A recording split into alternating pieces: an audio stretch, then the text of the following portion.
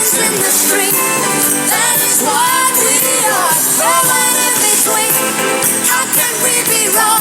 Sail away. I ain't near done.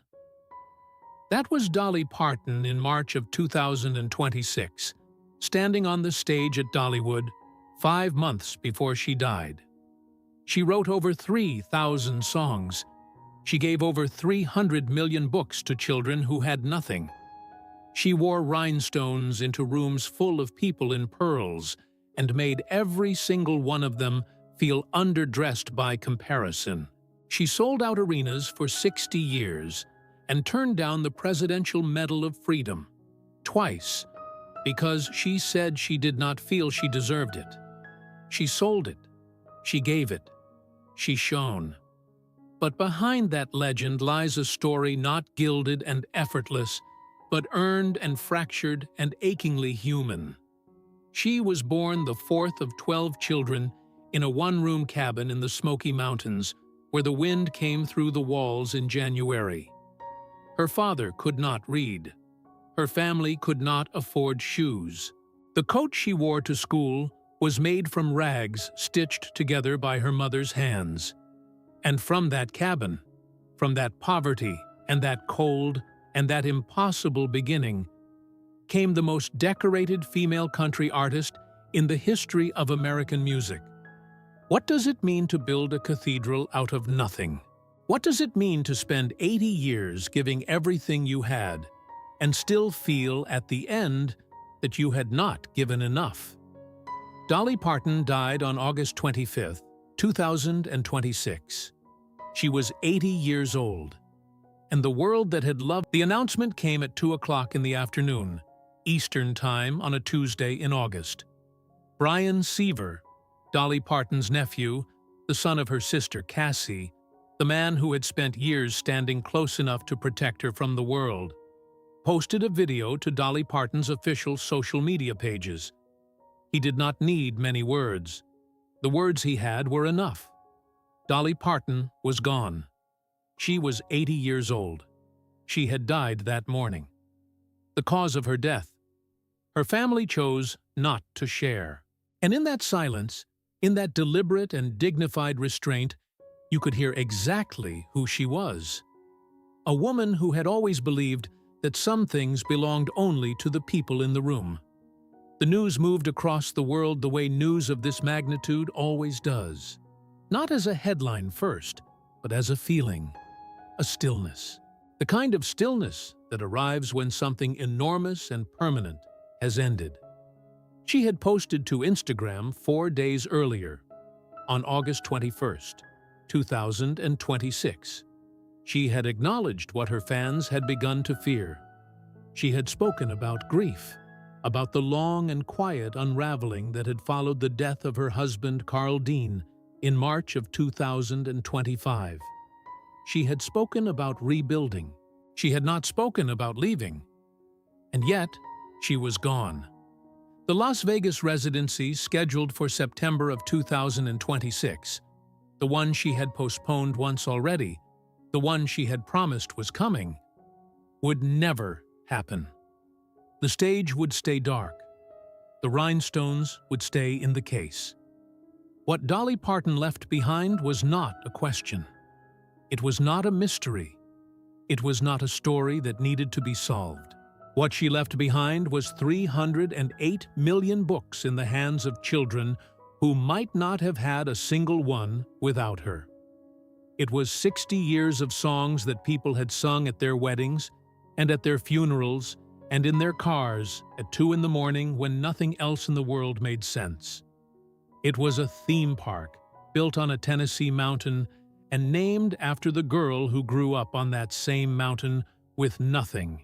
It was a marriage that lasted 58 years to a man who never once asked for the spotlight. She said she was not near done.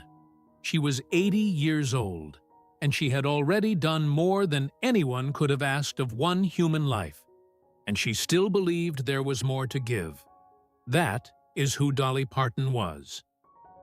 Dolly Rebecca Parton was born on the 19th of January, 1946, in Locust Ridge, Tennessee, in the foothills of the Great Smoky Mountains.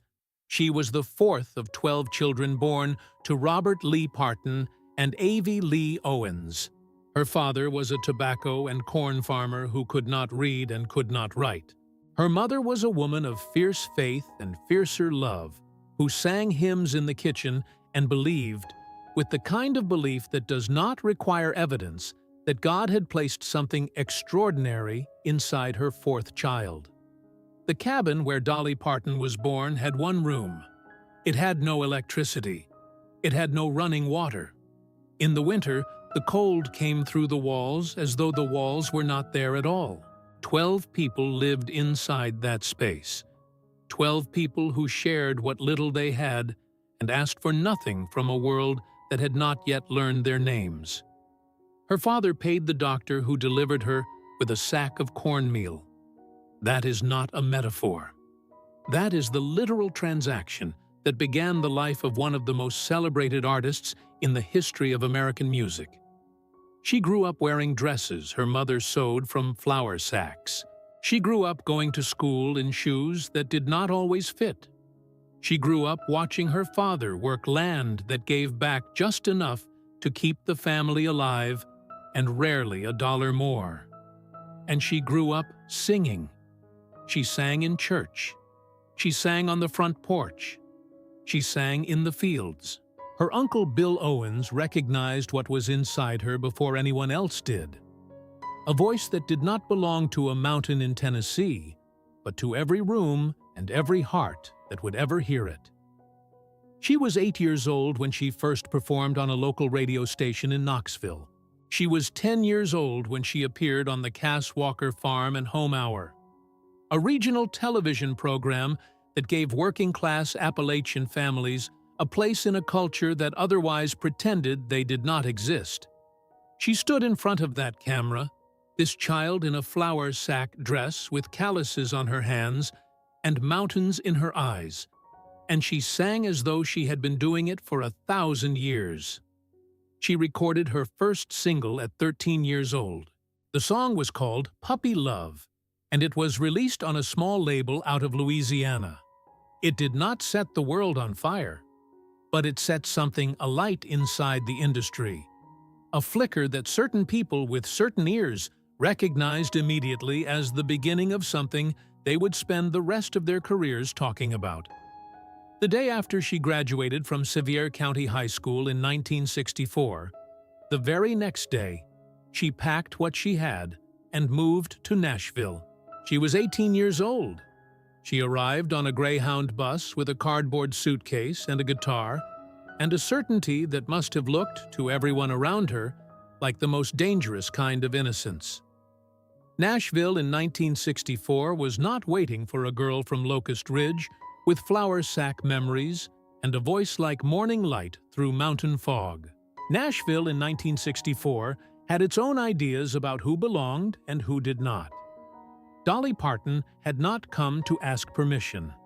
She spent the early years of her Nashville life doing what every young artist in that city does: writing songs for other people, singing on other people's records, learning the shape of an industry that rewards patience and punishes pride, and developing a discipline that her childhood on that mountain had already begun to build. Because the girl who had grown up with nothing had learned something that no amount of money or industry access can teach. She had learned that you do not wait for the world to give you what you need. You make something out of what you have. You always have. What happens when a voice that belongs to the world finally finds the room where the world is listening? The breakthrough did not arrive all at once. It arrived the way great things usually arrive, not as a single explosion, but as a slow and gathering fire that, by the time the world noticed it, had already been burning for years. In 1967, Dolly Parton joined the Porter Wagoner Show, a syndicated television program broadcast to over 100 stations across the United States, with an audience of millions of working-class Americans who recognized in Wagoner's show something that felt like their own lives reflected back at them. Porter Wagoner was one of the biggest names in country music. He was also by most accounts, a complicated man. Generous in his way, controlling in his way, and absolutely certain from the moment he heard Dolly Parton sing that he had found something the industry had not seen before. He was right. He was also, eventually, unable to hold on to what he had found, because what he had found was not a discovery. It was a force. She recorded her first #1 single in 1971. The song was called Joshua. It was followed in 1973 by the two songs that would define not just her career, but an entire era of American music. Songs that would outlive trends and decades, and the people who first heard them on AM radio in pickup trucks on Tennessee back roads. Jolene was recorded in a single session.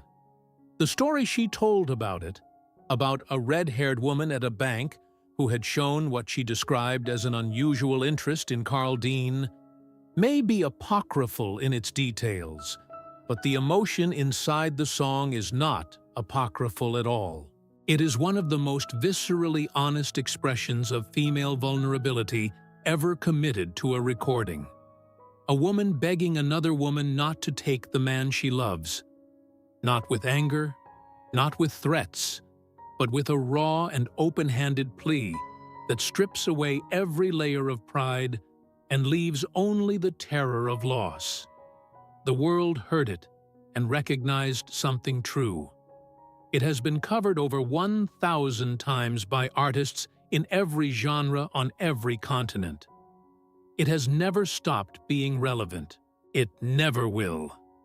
I Will Always Love You was written in the same year, 1973. And it was written not as a love song in the traditional sense, but as a farewell. She wrote it for Porter Wagoner to explain why she was leaving his show to pursue a solo career. She later confessed that she played it for him before releasing it, and that he wept when he heard it. He understood, she said, even as he tried to stop her. She left anyway.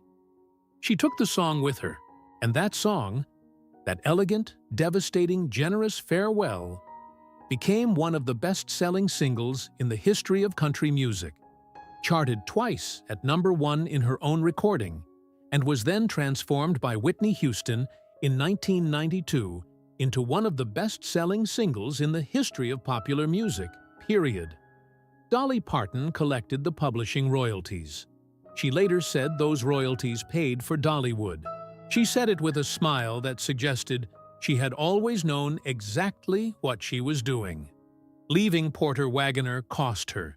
He sued her for $3 million for breach of contract when she departed. She settled. She moved forward. She did not look back with bitterness, at least not in public, and probably not in private either, because bitterness requires a kind of dwelling that Dolly Parton simply did not have time for. There were too many songs to write. She once claimed she wrote 2 songs in a single day that would each become standards. She was not boasting. She was reporting a fact about herself with the same matter-of-fact clarity with which she reported everything else. The career that followed her departure from Wagoner's show was not a career in any ordinary sense of the word. It was an institution. It was a sustained act of creative output, so consistent and so prolific that it reshaped what country music could be and who it could belong to. She crossed over into pop music with Here You Come Again in 1977. She crossed into film with 9 to 5 in 1980, recording the title track, which was nominated for an Academy Award for Best Original Song, in a matter of hours on a movie set between takes, reportedly using her acrylic nails to tap out the rhythm on a hard surface because she did not have a drum machine available. She was nominated alongside Jane Fonda and Lily Tomlin for a Golden Globe. She held her own in every room she entered, which was remarkable not because she was from the mountains and they were from the cities, but because she was entirely and completely herself in every room she entered. And that kind of completeness tends to make everything around it look slightly approximate by comparison. 26 number-one singles on the Billboard country charts. More than 150 albums recorded across her career. 8 Grammy Awards. 2 Academy Award nominations for Best Original Song. 2 Tony Award nominations. Induction into the Rock and Roll Hall of Fame in 2022. An honor she initially declined, saying she did not feel she had earned a rock and roll honor before being persuaded to accept and then recording a hard rock album, Rockstar, in 2023 that debuted at number 1 on the Billboard 200. She was 77 years old. The album featured collaborations with Paul McCartney, Ringo Starr, Stevie Nicks, Lizzo, and Miley Cyrus, among others. She played every instrument she had learned across 6 decades. She wore leather. She was magnificent. But behind the awards, and the chart positions, and the collaborations, and the crossovers, and the rhinestones, and the wigs, and the laugh that could fill a stadium, behind all of it, there was something that the industry and the public took a very long time to fully see. Dolly Parton was not just an entertainer. She was not just a songwriter or a singer or a businesswoman. He was not famous. He did not want to be famous. In 58 years of marriage to the most famous woman in country music, Carl Thomas Dean gave exactly 1 interview to the press. And in that interview, he made clear, with the gentle and unshakable firmness of a man who knows exactly who he is and exactly what he wants, that he intended to give no further interviews. He was a private man married to a public woman, and he had decided, sometime in the early years of their life together, that the way to protect what they had was to keep it entirely separate from everything the world wanted to take from it. It worked. For 58 years, it worked. They met on the very first day Dolly Parton arrived in Nashville. She was 18 years old. She had just stepped off the Greyhound bus with her cardboard suitcase and her guitar, and she was standing outside a laundromat on the first afternoon of her new life in the city, and Carl Dean drove past in his truck, and he stopped. He later said he told himself that day that he was going to marry that girl. She later said she thought he was the prettiest thing she had ever seen. They went on their first date 2 days later. They were married on the 30th of May, 1966, in a small ceremony in Ringgold, Georgia, with no industry guests and no photographers and no fanfare of any kind. She was 20 years old. He was 23. She wore a simple dress. He wore a suit. They said their vows and drove back to Tennessee and began a life together that would last longer than most careers, most friendships, and most things that people in the music industry told themselves would last forever. He did not come to her concerts. He did not walk red carpets. He did not sit in the front row at award ceremonies with a practiced smile and a tuxedo. He stayed home. He ran his asphalt paving business. He mowed the lawn. He took care of the property. He built things with his hands. And when she came home from the road, from the tours and the television appearances and the film sets and the recording studios and the stadiums, he was there. He was always there. She once said that the reason their marriage worked was that they had both understood from the beginning what it was and what it was not. It was not a performance. It was not a partnership of ambitions. It was a home. It was the one place in her entire life where she did not have to be Dolly Parton.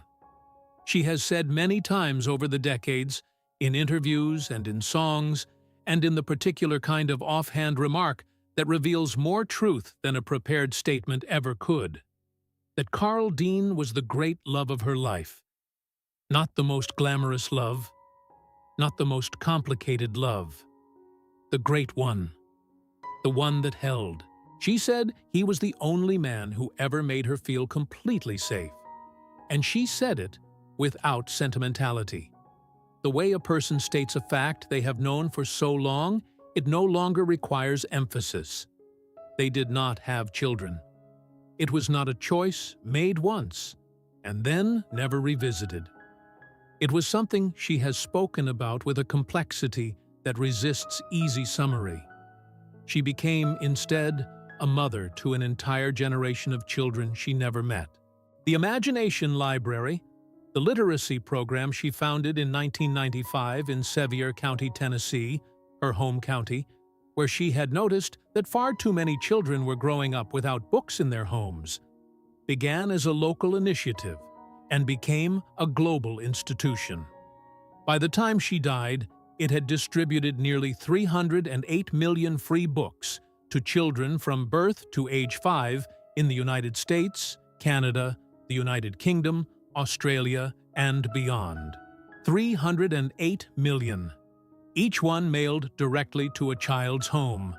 Each one chosen with the understanding that a child who grows up with books grows up knowing that the world is larger than the one immediately around them. She funded it herself for years before it attracted outside support. She never stopped funding it. She never treated it as a public relations exercise. It was, she said many times, the thing she was most proud of. Not the Grammys, not the number ones, the books. Carl Dean died on the 3rd of March, 2025. He was 82 years old. The cause was not widely reported. What was reported, what Dolly Parton herself reported, in the weeks and months that followed, was what his absence did to her.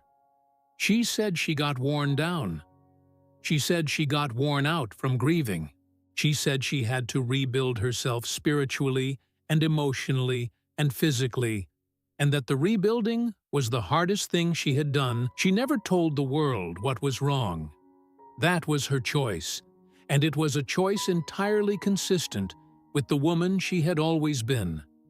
A woman who understood, with the clarity that comes from decades of living inside the machinery of fame, that there is a difference between what the public loves you for and what the public is entitled to.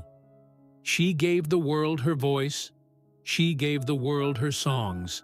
She gave the world her laugh and her wit and her philosophy and 308 million books and 60 years of herself at full capacity. She did not owe the world her medical records. She did not owe anyone an explanation, and she did not give one. What she gave instead was just enough to let the people who loved her know that something was happening, without letting that something become the story that swallowed everything else she had built. It began, publicly, in September of 2025. She had been scheduled to open a Las Vegas residency in December of that year. A run of shows that her fans had been anticipating for months. The kind of event that arrives at the intersection of spectacle and intimacy that only the very greatest performers can create. She announced that it would not be happening as planned. She said, in the careful and measured language of a woman who has spent 6 decades choosing her words with precision, "As many of you know, I have been dealing with some health challenges, and my doctors tell me that I must have a few procedures." She did not name the procedures. She did not name the challenges. She said she would reschedule. She said she would see everyone soon. She said it with the particular warmth that made every person who read it feel as though she was speaking to them personally, because she always did. Because that was the gift, the ability to be simultaneously universal and intimate, to make a statement to millions of people that felt like a conversation between two. In October of 2025, her sister Frida Parton posted to social media asking fans to pray for Dolly. It was the kind of post that arrives without announcement and lands with disproportionate weight. A sister's quiet public plea, the kind that says more in its restraint than a detailed statement ever could. The fans heard it. They responded with an outpouring that stretched across every platform and every time zone. the particular kind of collective love that only attaches itself to people who have spent a lifetime earning it. Dolly Parton responded to her sister's post almost immediately. She was not, she said, dead yet.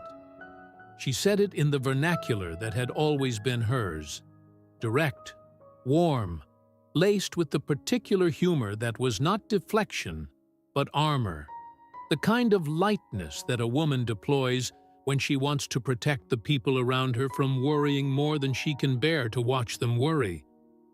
I ain't dead yet. 4 words. The internet exhaled. The fans laughed and cried in equal measure and shared the quote 10 million times across platforms that had not existed when she first walked into a Nashville recording studio 6 decades earlier. But the health challenges continued. They continued through the winter of 2025 and into the spring and summer of 2026. The Las Vegas residency, rescheduled for September of 2026, remained on the calendar, a fixed point on the horizon, a promise she was working toward. And on the Dollywood opening day in March of 2026, she appeared.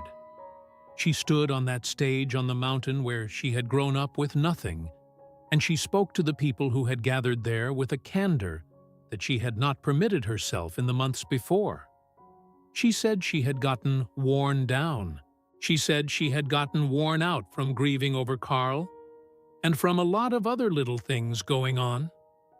She said she had gotten herself to a place where she needed to build herself back up, spiritually, emotionally, physically. She said she was doing that. She said she was getting there.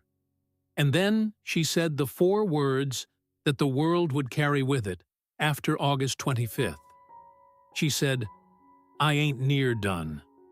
She was standing on a Tennessee mountain in March. She would be gone by August. And in the distance between those 2 moments, in that gap of 5 months between I ain't near done and the announcement Brian Seaver posted at 2 o'clock on a Tuesday afternoon, something happened that her family chose to hold privately, and that the world chose to honor with the silence it deserved. On August 21st, 2026, 4 days before she died, she posted a health update to Instagram. She acknowledged the decline. She spoke about grief and rebuilding. She spoke about the long and invisible labor of trying to reconstitute yourself after losing the person who had been the center of your life for 58 years. She did not say she was dying. She may not have known. She may have known and chosen one final time to protect the people who loved her from a truth they were not yet ready to carry. 4 days later, she was gone. What the family chose not to share, the world chose not to demand. Because the people who truly loved Dolly Parton understood something that the machinery of celebrity often forgets: that a person's death belongs to the people who loved them first, before it belongs to anyone else. It belonged to Brian Seaver, who made the video. It belonged to her sisters and her brothers and the nieces and nephews and the people who had been in the room with her at the end. It belonged to Carl, who had gone before her. And in whatever way the dead can be said to belong to the living, it belonged, finally and completely, to the woman herself, who had spent 80 years giving everything she had to a world that never fully understood how much it was asking of her, and who had given it anyway, without complaint, without bitterness, with rhinestones and laughter, and 308 million books, and a voice that sounded, always, like something the mountains themselves had decided to say out loud. She was not near done, but she was done. And the distinction between those 2 things is the whole story of who Dolly Parton was. A woman who always had more to give, right up until the moment she had nothing left. There is a child somewhere in the world, in a small town in Tennessee, or in a suburb of London, or in a farming community in rural Canada, or on a street in a city in Australia that Dolly Parton never visited, who received a book in the mail this month. The book arrived addressed to them, with their name on the envelope, because someone had enrolled them in a program that sends a free book every month from birth to age 5. The child does not know who Dolly Parton is. The child is 2 years old, or 3, or 4, and the book is simply the book. A bright and beautiful thing that arrived in the mail with their name on it, which is already a miracle when you are 2 years old, because the mail almost never has your name on it. That child will learn to read. That child will grow up knowing that books are for them, that stories are for them, that the world contained inside language is a world they are allowed to enter. And they will never know unless someone tells them that the woman who made it possible died on August 25th, 2026, in a house in Tennessee, having spent the last decade of her life grieving a husband and fighting health challenges she chose never to name, still believing, right up until the end, that there was more to give. That is the legacy of Dolly Parton. Not the awards, though the awards were extraordinary. Not the chart positions, though 26 #1 singles across 6 decades of country music represents an achievement so statistically improbable that the statisticians who study such things still have difficulty fully accounting for it. Not the films, not the theme park, not the Rock and Roll Hall of Fame induction, or the Kennedy Center honor, or the honorary doctorate degrees from institutions that once would never have considered a girl from Locust Ridge worthy of their attention. The legacy is the books. The legacy is the 308 million individual acts of belief. Belief that a child who grows up with language grows up with a form of freedom that no one can take from them. She funded the Imagination Library herself in its early years, before it attracted the institutional support that eventually allowed it to expand beyond Sevier County, and then beyond Tennessee, and then beyond the United States entirely. She did not do it for the recognition. She did it because her father could not read, and she had watched what that cost him, not in professional terms, but in human terms, in the particular and daily diminishment of a man who could not access the written world, who had to rely on others for tasks that the literate take entirely for granted, who could not read the Bible that his wife read to him every evening in that one-room cabin on the mountain. She founded the Imagination Library for her father. She funded it for 60 million children. She said, many times, that she believed literacy was the foundation of everything, of opportunity, of dignity, of the ability to imagine a life larger than the one you were born into. She knew something about imagining a larger life. She had been doing it since she was 8 years old on a radio stage in Knoxville. Dollywood, the theme park she built on the mountain where she grew up, welcomed more than 4 million visitors per year in the final years of her life. It was not simply an amusement park. It was an act of devotion to a place and a people who had given her everything she had: the voice, the discipline, the bone-deep understanding of what it means to need something and not have it, and to make something beautiful out of that need anyway. The Smoky Mountains were not a backdrop to her story. They were the beginning of it, and she returned to them, literally and imaginatively, for 80 years, because she understood that the place where you come from does not diminish with distance. It deepens. She never forgot where she came from. She never pretended it was something other than what it was. The poverty was real. The cold was real. The flour sack dresses, and the cardboard suitcase, and the Greyhound bus, and the laundromat outside which a man in a truck stopped and changed the entire trajectory of her life.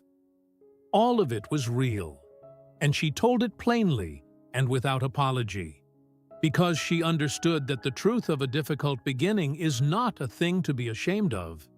It is the foundation. It is the proof that the building is real. Anyone can build something on solid ground. What Dolly Parton built, she built on a mountain in Tennessee with nothing but a voice and a belief and a capacity for love so vast and so indiscriminate that it eventually encompassed 308 million children she would never meet. 8 Grammy Awards, 2 Academy Award nominations, 2 Tony Award nominations, the Grammy Lifetime Achievement Award, the Grammy Trustees Award, the Presidential Medal of Freedom, awarded in 2022 by President Biden, an honor she had declined twice before, both times saying she did not feel she deserved it, and both times being wrong in the most characteristically Dolly Parton way possible, which is to say, with complete sincerity and absolute humility, and a total misunderstanding of how much she had given and how permanently she had given it. The Rock and Roll Hall of Fame, the Country Music Hall of Fame, the Nashville Songwriters Hall of Fame, the Songwriters Hall of Fame. Honorary doctorates from universities that once would not have recognized the name of the county she came from. Every honor the industry knew how to give, and still the honors felt insufficient. Still they felt like the wrong measurement for something that had never been about measurement. Jolene is still playing somewhere right now. I Will Always Love You is still playing somewhere right now. Coat of Many Colors. The song she wrote about the coat her mother made from rags. The song that she has said is the most autobiographical thing she ever recorded, is still playing somewhere right now. And the person hearing it is feeling something they recognize, something about poverty and love and the way a mother's hands can make something beautiful out of almost nothing. And they are feeling it as though Dolly Parton wrote it specifically for them. Because she did. She always wrote it specifically for you. That was the gift. That was the whole gift. She said she was not near done in March. She said she was not dead yet in October. She died in August. And the space she left behind is not empty. It is full of songs and books, and a mountain with a theme park, and 58 years of a marriage that nobody photographed, and everything she poured into a world that loved her more than she ever fully understood. Did she know? Did she understand in those final months? In the quiet of that Tennessee house, grieving Carl, rebuilding herself spiritually and emotionally and physically, posting to Instagram 4 days before the end? Did she understand what she had been to the world? Did she understand that the girl from Locust Ridge, with the flour sack dress and the cornmeal doctor's fee, had become, across 80 years and 60 years of music and 308 million books, something the world had never seen before and will not see again? We hope she did. We believe she did. And if she did not, if she went with the particular modesty that had always been her most counterintuitive quality, still believing she had not given enough, then let this be the answer. Let every tribute and every song replayed and every book opened by a child who does not yet know her name be the answer. She gave enough. She gave more than enough. She gave everything. If Dolly Parton's voice has ever found you at exactly the moment you needed to be found, in a song, in a lyric, in a laugh, in a book that arrived in the mail with a child's name on it, leave a tribute in the comments below. Tell us what she meant to you. Tell us where you were the first time you heard Jolene. Tell us what you will play tonight in her memory. The world needs to hear it. She would have wanted to hear it. Dolly Rebecca Parton, born January 19th, 1946, in Locust Ridge, Tennessee. Died August 25th, 2026 in Tennessee, the state that made her and that she remade in return. 80 years old. 60 years of music, 58 years of marriage to a man who never came to the stage and never left her side, 308 million books, and a voice that will never, not ever, not for as long as there are people alive who heard it, go quiet. If this tribute moved you, if you believe that Dolly Parton deserves to be remembered with the reverence and the love and the full accounting of everything she gave, subscribe to Golden Fame News. We will always be here, honoring the legends who shaped the world, just like she did, right up until she was done. She is gone, and the rhinestones she left behind will shine forever.